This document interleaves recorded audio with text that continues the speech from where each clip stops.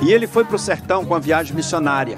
E ali ele sentou no chão, numa calçada, e passou o dia todo atendendo ali, irmãos. Fazia receita ali, numa prancheta.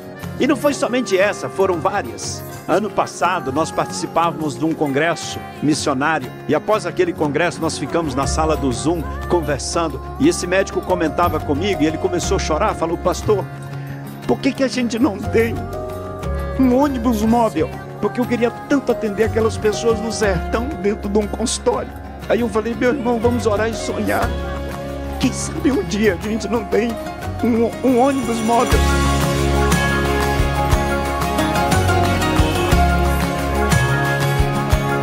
Nós temos apresentado a solução que é Jesus Cristo pelo Brasil, através da carreta missionária. A carreta missionária ela é linda, né? Tem uma estrutura bem bacana, com 2 consultórios médicos e com 4 cadeiras para atendimento odontológico.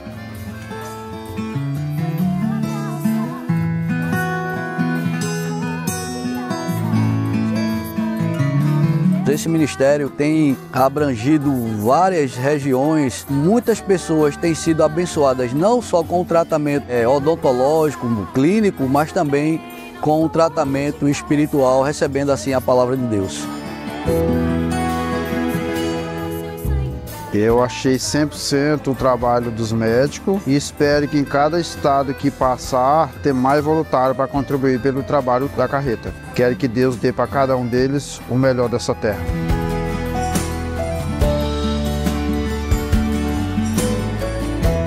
Receber a carreta aqui na cidade tem sido para nós um grande privilégio, uma grande alegria. Primeiramente porque isso glorifica a Deus. Como é importante nós manifestarmos a compaixão e graça de Jesus Cristo através de gestos, de atos concretos.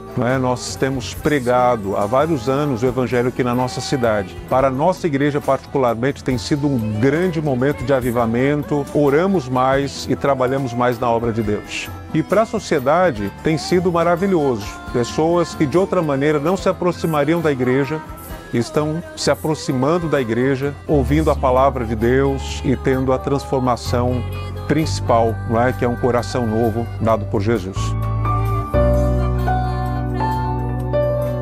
Eu gostaria que todas as pessoas incentivassem e ajudassem, participassem, porque é uma carreta que leva alegria para as pessoas, tranquilidade, ajuda. Então seria muito bom que mais pessoas levassem para mais lugares para incentivar, porque eles estão fazendo a parte deles e as pessoas poderiam fazer muito mais ainda. A odontologia é algo que não é acessível a todas as pessoas do nosso Brasil. Então, com a carreta, a gente consegue melhorar a vida das pessoas, tirar a dor, fazer as pessoas voltarem a sorrir utilizando as nossas mãos com a nossa profissão. Então convido vocês, profissionais da área da saúde, a fazerem parte desse projeto da carreta missionária.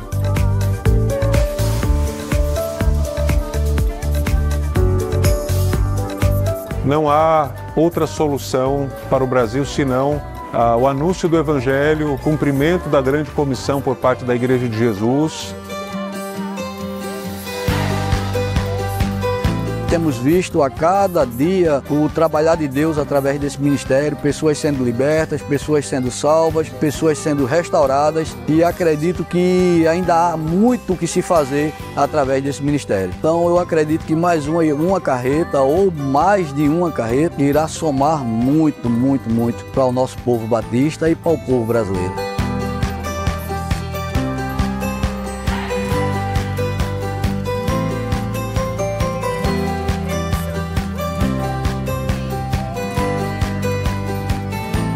Vamos continuar levando a solução que é Jesus Cristo pelas estradas do Brasil.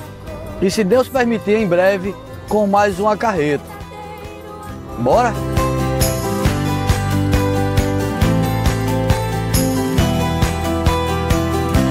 Duas carretas missionárias chegam finalmente em Foz do Iguaçu.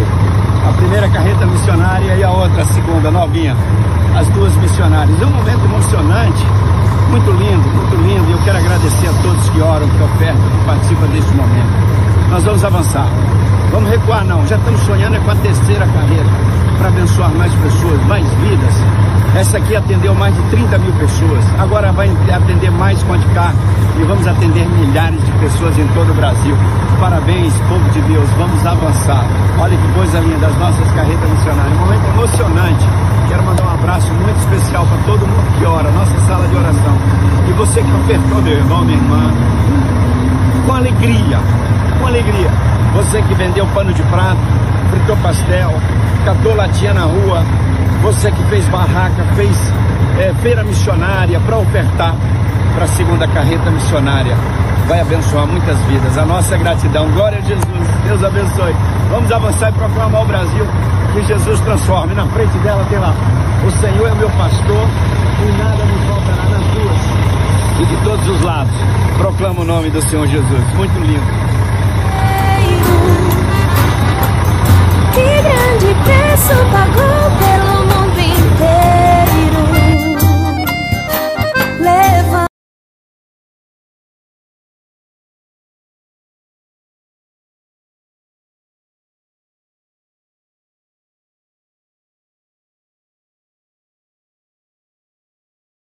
Lá em 2 Pedro capítulo 1, versículos de 1 a 11, e o tema que a gente está trabalhando nesse capítulo e nesses versículos é: sua vida pode ser melhor, tá? Então a gente está dizendo, ó, tá bom, que legal que tá bom, mas pode ser melhor. Tá ruim, pode ser melhor. Esse é o tema que a gente está trabalhando aqui, que o apóstolo Pedro está desenvolvendo. E o princípio básico, tá, que a gente está estudando é: não se conforme. Então fala para quem está perto de você, ó, não se conforme. Não se conforme, tá? Por quê? Porque Pedro está dizendo exatamente isso. Quando a gente se conforma com aquilo que a gente é, com aquilo que a gente tem, com aquilo que a gente sabe, com aquilo que a gente já conhece, com aquilo que a gente já experimentou, então a gente começa a cair, a decrescer, a gente começa a perder. E esse é o princípio que ele está trabalhando aqui nas nossas lições. Então, a partir do verso 1, eu quero relembrar o texto com você. Eu, Simão Pedro, servo e apóstolo de Jesus Cristo, escrevo esta carta a vocês que, por causa da bondade de nosso Deus e Salvador Jesus Cristo, receberam uma fé tão preciosa como a nossa. Que a graça e a paz estejam com vocês e aumentem cada vez mais por meio do conhecimento que vocês têm de Deus e de Jesus, o nosso Senhor. O poder de Deus nos tem dado tudo o que precisamos para viver uma vida que agrada a Ele, por meio do conhecimento que temos daquele que nos chamou para tomar parte na sua própria glória e bondade. Desse modo, Ele nos tem dado os maravilhosos e preciosos dons que prometeu. E Ele fez isso para que, por meio desses dons, nós escapássemos da imoralidade que os maus desejos trouxeram a este mundo e pudéssemos tomar parte na sua natureza divina. Por isso mesmo, façam todo o possível para juntar a bondade e a fé que vocês têm. A bondade, juntem o conhecimento, e ao conhecimento o domínio próprio, ao domínio próprio juntem a perseverança, e a perseverança a devoção a Deus. A essa devoção juntem a amizade cristã, e a amizade cristã juntem o amor. Pois são essas as qualidades que vocês precisam ter. Se vocês as tiverem e fizerem com que elas aumentem, serão cada vez mais ativos e produzirão muita coisa boa como resultado do conhecimento que vocês têm do nosso Senhor Jesus Cristo.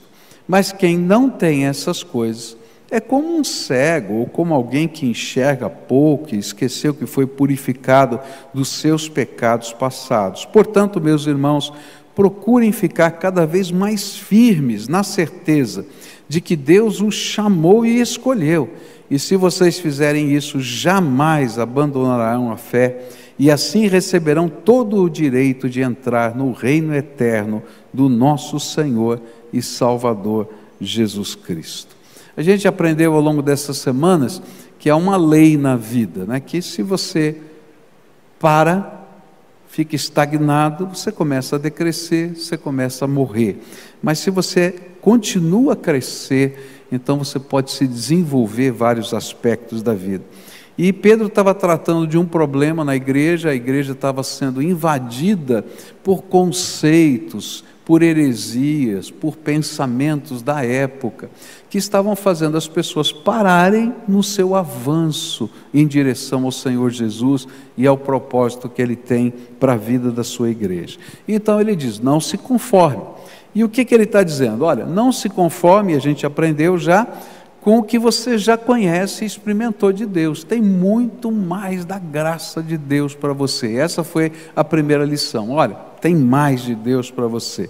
Depois aprendemos uma segunda lição, que foi que nós não podemos nos conformar com os dons que nós já recebemos.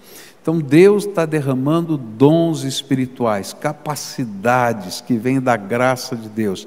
E essas capacidades não são apenas para o serviço, mas elas também são operações poderosas de Deus para desatar os laços da alma, aquilo que está nos amarrando e nos impedindo, e aí Ele nos ajuda a escapar de situações que são ciladas dentro da nossa própria vida. A terceira coisa que nós aprendemos e estamos estudando agora, é que a gente não pode se conformar com a maturidade que já desenvolveu.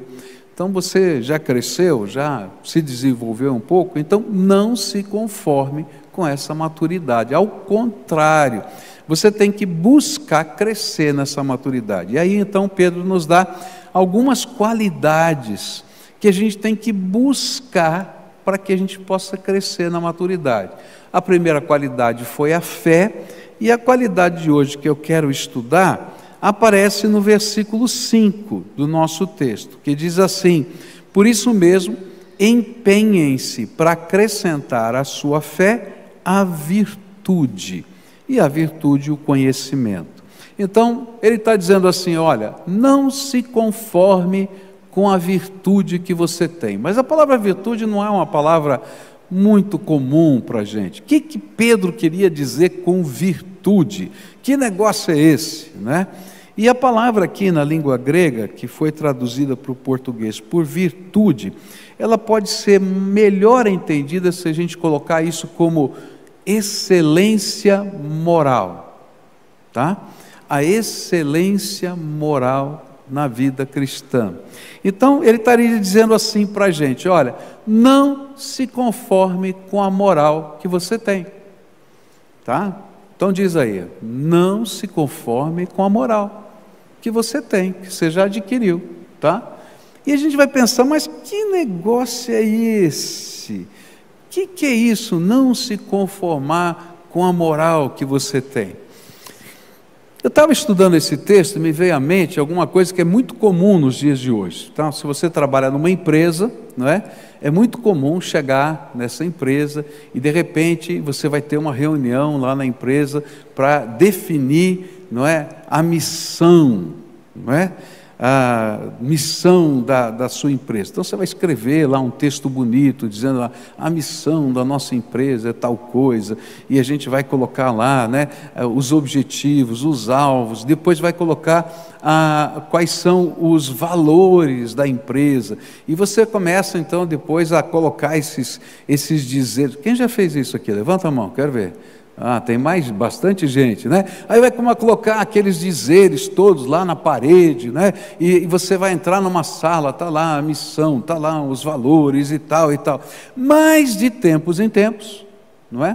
A gente tem que voltar lá e dizer, será que de fato aquilo que a gente está colocando como missão e como valores estão acontecendo, ou só virou um refrão que a gente guarda, mas que não permeou o jeito de ser da gente? Eu me lembro quando eu era presidente da Convenção Batista Brasileira, e a gente se reuniu lá com as nossas missões nacionais, missões mundiais, e um dos aspectos da missão, não é, dessas juntas, estava escrito da seguinte maneira, né? Servir as igrejas. Servir as igrejas na questão missionária e assim por diante. E aí a gente começou a fazer essa avaliação de valores. Eu disse assim, olha, se a gente agora tiver uma igreja, não é, no Brasil, que queira enviar um missionário, mas não faz parte do projeto que vocês montaram, não está no plano de ação, não está no plano estratégico, como é que você faz? Ele diz, bom, aí a igreja vai ter que se virar sozinha, porque a gente já tem um projeto, a gente tem um plano, a gente tem um esquema, a gente tem um orçamento. Eu falei assim, então como é que vocês servem a igreja? Na verdade, vocês servem a si mesmos e pedem para a igreja servir vocês inverteram tudo. E eles disseram, opa, o que está acontecendo aqui? E aí deu um nó na cabeça de todo mundo lá, não é?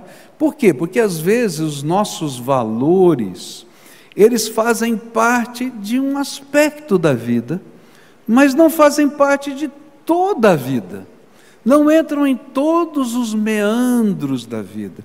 E o que a palavra de Deus está dizendo, o que Pedro está dizendo, é que eu não posso me conformar com a excelência moral que a fé cristã traz para a minha vida, em apenas algumas das dimensões da minha vida. Ao contrário, todas as áreas da vida precisam estar permeadas por essa excelência moral. Os negócios seus precisam estar cheios dos valores da fé cristã.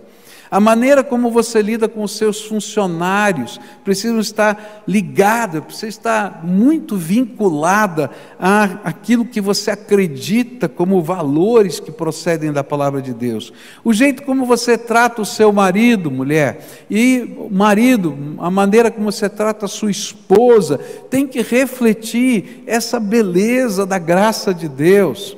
Como você lida com os seus filhos, como você trata o dinheiro, como você relaciona com as pessoas, isso tudo faz parte desse processo de maturidade na nossa vida, onde a gente forja a beleza de Jesus em nós.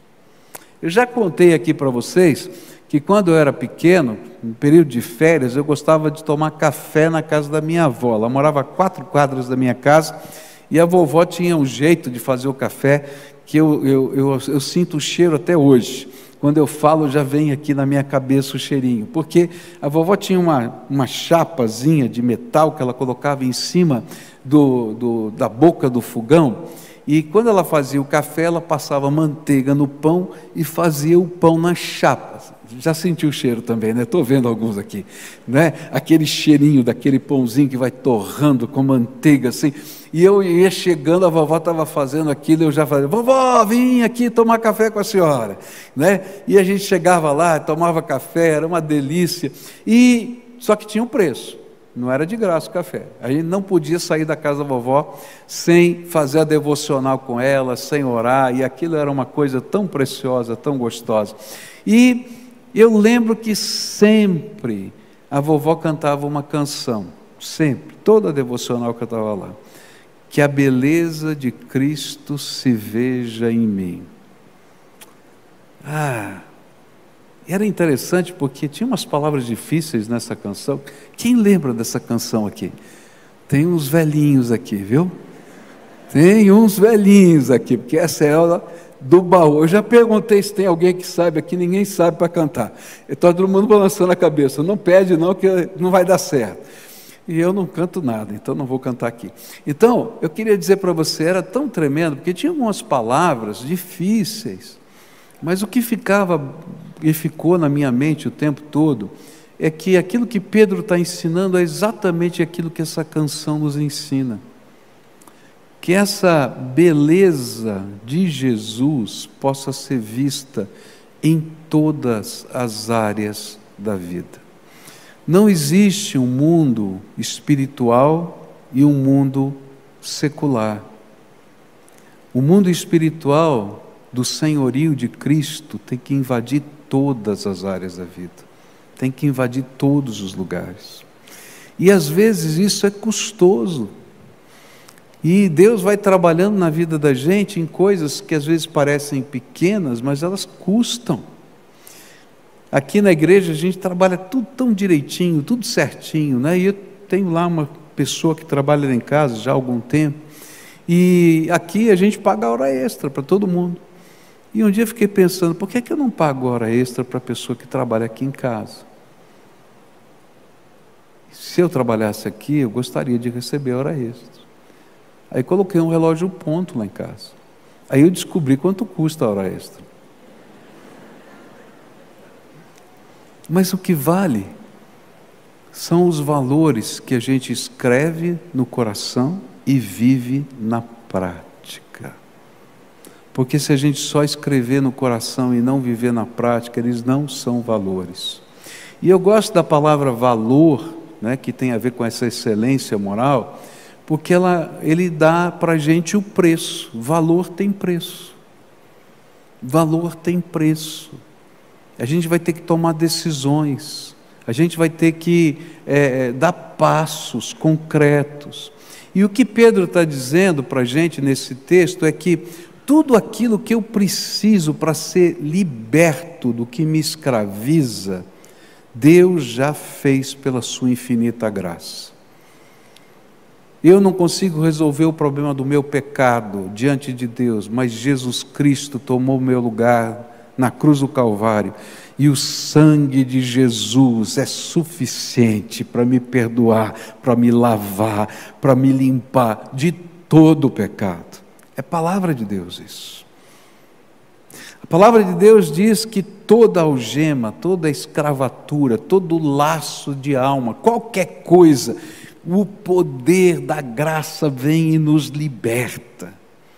Mas há coisas que Ele vai pedir de nós decisões. E quando nós não tomamos as decisões, e a gente se conforma com os valores, ou com a postura moral sem excelência da nossa própria vida, o que acontece na vida cristã? A Bíblia vai nos ensinar que quando a gente não leva a sério isso, e a gente simplesmente se conforma, porque, olha, o mundo é assim mesmo, olha, a vida é assim mesmo, você não pode ser tão certinho assim, você não pode fazer tudo desse jeito. A gente vai agora entrar num outro nível de relacionamento com Deus. A Bíblia vai ensinar que Deus, nessa altura, Ele é Pai. E o pai precisa ensinar o seu filho a viver. E então o que ele faz? Ele nos disciplina. Não é assim que a gente faz com os nossos filhos? A gente ensina os valores para os nossos filhos. Olha, isso aqui é bom, isso aqui é mal, isso aqui funciona assim, funciona desse outro jeito, a vida é assim. Mas quando os nossos filhos começam a voluntariamente, eu vou falar uma palavra feia aqui, descaradamente, né? A se rebelar com essas coisas que a gente sabe que são importantes para a vida. O que a gente faz como pai? A gente disciplina. Por quê? Porque a disciplina é uma maneira controlada de mostrar as consequências da vida. A gente sabe que se os nossos filhos não tiverem disciplina e as coisas caminharem ali pelo tempo da vida, vai chegar um determinado momento que a vida vai dar trombada com eles. E a disciplina que é imposta pela própria vida, pelas coisas que o mundo vai colidir, elas são doloridas demais, machucadas demais. Mas a disciplina do Pai é temperada pelo amor. E então Deus não é aquele ser que está sentado lá no seu trono com um chicote na mão para bater em todo mundo, mas Ele é Pai amoroso que diz: eu vou disciplinar os meus filhos porque eu os amo. E quando eu me conformo com a minha maneira moral de viver, que às vezes não é tão correta à luz dos valores da palavra de Deus, então o Senhor diz assim: eu vou disciplinar você. E a gente entra num processo de disciplina de Deus, porque Deus não quer que a gente se conforme com aquelas coisas que dependem de nossa decisão e não apenas dos milagres de Deus na nossa vida. Tem muita gente que está sofrendo, está dando cabeçada na vida, porque falta maturidade de tomar decisões importantes. E então, são pessoas que vão até um determinado ponto, crescem até um determinado ponto, e não vão além disso. E não vão além disso porque não estão preparados para ir além disso. E o Senhor diz: filho, você não está pronto não, eu vou puxar seu tapete de novo. E aí você volta tudo de novo, e começa outra vez. E o Senhor diz: filho, vê se agora aprende a tomar as decisões certas, os valores certos na sua vida. E a gente vai dando trombada. E tem uns que caem, levantam, caem, levantam, caem, levantam, até que Deus possa de fato quebrantar o coração dessas pessoas. Essa semana eu estava estudando outra vez Jonas, né, o profeta Jonas, e eu fiquei pensando como Jonas tem a ver com tudo isso aqui. Olha que coisa tremenda. Jonas é um profeta de Deus. E Deus derramou tudo que Jonas não podia ter. Ele derramou poder do Espírito para ele poder receber do alto profecias. Você pode entender isso? O Deus Todo-Poderoso revelando coisas do futuro para ele. O Deus Todo-Poderoso dizendo o que vai acontecer, como vai acontecer, quando vai acontecer, de que jeito vai acontecer. O Deus Todo-Poderoso falando face a face com o seu profeta. É alguma coisa que ele não pode controlar, mas vem do céu, é graça tremenda. E de repente Deus diz assim: Jonas, eu tenho uma missão para você, porque eu vou destruir o povo da Síria. E eu quero que você vá lá anunciar a minha palavra de salvação. Ele falou: os assírios? Detesto os assírios. Que morram todos, que vão para o inferno. Eu não vou, de jeito nenhum, não tem jeito. E o Senhor falou: Jonas, esse é um valor, te chamei para ser profeta, vai lá, fala no meu nome.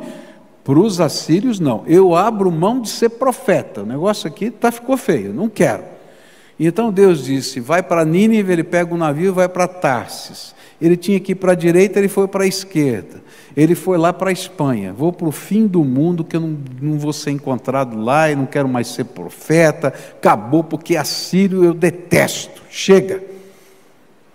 O Senhor disse para ele: querido, você acha que tem algum lugar onde você pode se esconder de mim? E então ele está naquele navio e começa a vir uma tempestade, porque não há lugar na face da terra que a gente pode se esconder desse Deus que nos ama e nos disciplina. E ele tenta se esconder no porão do navio, está tendo uma tempestade horrível, está todo mundo morrendo de medo, ele está dormindo, porque ele disse: se o Senhor quiser me matar, que me mate, mas eu para a Síria não vou, chega. E aí então os marinheiros olham um para o outro e dizem assim: escuta, deve ter algum bandido aqui, algum assassino, os deuses do universo estão querendo pegar alguém, nós estamos aqui enrolados, nós vamos ter que descobrir quem é essa pessoa. E aí tiram sorte, adivinha com quem cai a sorte? Com Jonas. E eles perguntam: quem é você? Você é um bandido? Você é um assassino?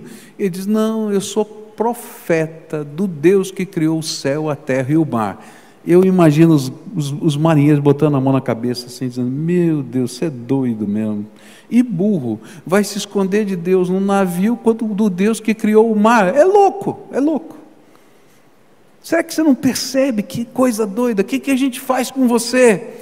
E o cabra é tão burro, tão duro, tão doido, que ele diz assim: não, esse é um problema meu com Deus, deixa que eu me viro com ele, só me joga no mar. E eu fico pensando, quanta gente é assim. Não, ninguém tem que se meter na minha vida, está todo mundo sofrendo ao redor, porque você é imaturo, você está fugindo da vontade de Deus, está batendo de frente com o Senhor, e não é só você que está sofrendo, toda a família está sofrendo. E você diz: não, esse é problema meu, só eu e Deus, me joga no mar. E os marinheiros dizem assim: que cara é louco mesmo, é doido. Você acha que você vai sobreviver nessas ondas que tem aí? Não tem jeito, vamos tentar salvar esse homem, ainda que ele seja burro e louco, né? Vamos tentar fazer o nosso máximo. E eles remam, diz a Bíblia, remam. E não consegue, porque ninguém consegue substituir Deus na nossa vida. Tem muita gente que às vezes está tentando ajudar, está tentando fazer de tudo, e a gente está lutando com os valores de Deus no nosso coração, e não dá certo. Não dá certo, porque para Deus não tem substituto, só Ele. Não tem jeito. E aí eles olham para Jonas e dizem assim: Jonas, o negócio é o seguinte, nós vamos ter que jogar você no mar. Não tem. Que esse Deus Todo-Poderoso, que você é profeta e está fugindo dele, nos perdoe, porque agora nós cremos nele. Você não acredita, mas nós cremos. Nós vamos jogar você no mar. E jogam Jonas no mar. E eu acho que Jonas pensou: agora eu morro mesmo, e pronto. Mas Deus é Pai. E Ele continuou a disciplinar. E nem no mar dá para se esconder. E sabe o que Deus faz? Manda um peixe. E ele se enrola nas algas, o peixe acha que ele é alga e come. E ele está lá dentro do ventre do peixe, sabendo o que está acontecendo com ele, duro de coração, dentro do ventre do peixe. E não ora, leva 3 dias para ele orar. Ô, cabra duro, está louco. Mas tem gente pior, eu conheço, tem gente pior. A vida está falando, Deus está falando, as pessoas estão falando, dizendo: olha, você está dando trombada, Deus quer ministrar na tua vida, Ele é teu Pai, Ele está realmente disciplinando você para você entender que Ele ama você e que o que você está vivendo não é bênção. Só no 3º dia, ele vai orar ao Senhor e pedir: Senhor, tenha misericórdia de mim. Tenha misericórdia de mim. E de hoje em diante, eu vou cumprir diante do Senhor os meus votos. E aí, quando ele faz essa oração, o peixe não aguentou Jonas, né? E aí então lança Jonas na praia, no caminho de Nínive. E ele se levanta para cumprir os votos que havia feito com Deus. Sabe o que tem a ver essa história com tudo aquilo que a gente está estudando aqui de 1 Pedro? É que muitas vezes nós sabemos qual é a nossa missão. Deus já falou. Nós sabemos quais são os valores que a palavra de Deus nos ensina. Sabemos, tem alguns que sabem versículo de cor. Eu já fui admoestar pessoas em pecado e dizer: é verdade, pastor, está ali em versículo tal, está ali em versículo tal. Me deu uma lição de Bíblia. Aí eu virei: e aí, vai cumprir? Falei: ah, pastor, isso é difícil. Não adianta saber, tem que viver. E há coisas que virão com o poder de Deus libertador. Mas há coisas que Deus vai dizer: essa é sua decisão. Esta é sua decisão. E enquanto a gente não tem a coragem de tomar a nossa decisão, de dizer: Senhor, eu sei que esses valores são custosos. Eu sei que eu vou ter que romper com pessoas. Eu vou ter que abrir mão de coisas que são preciosas para mim.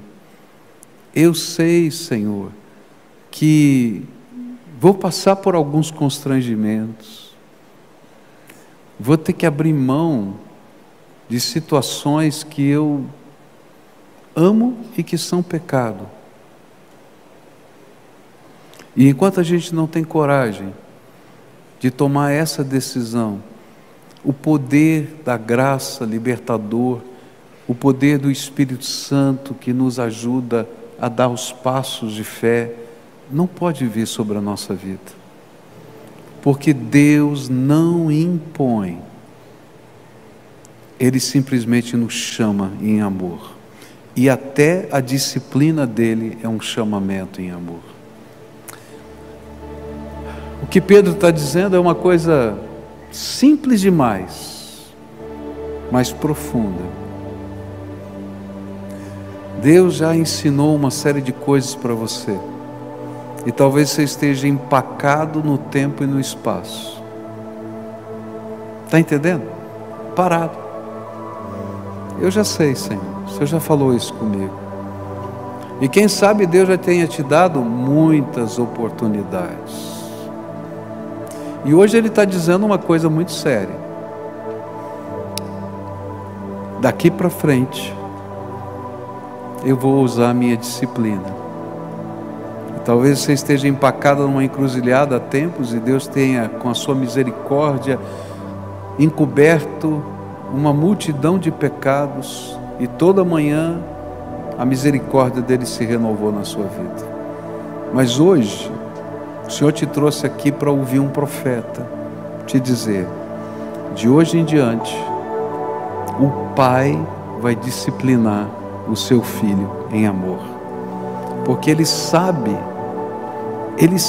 que a disciplina dele é controlada.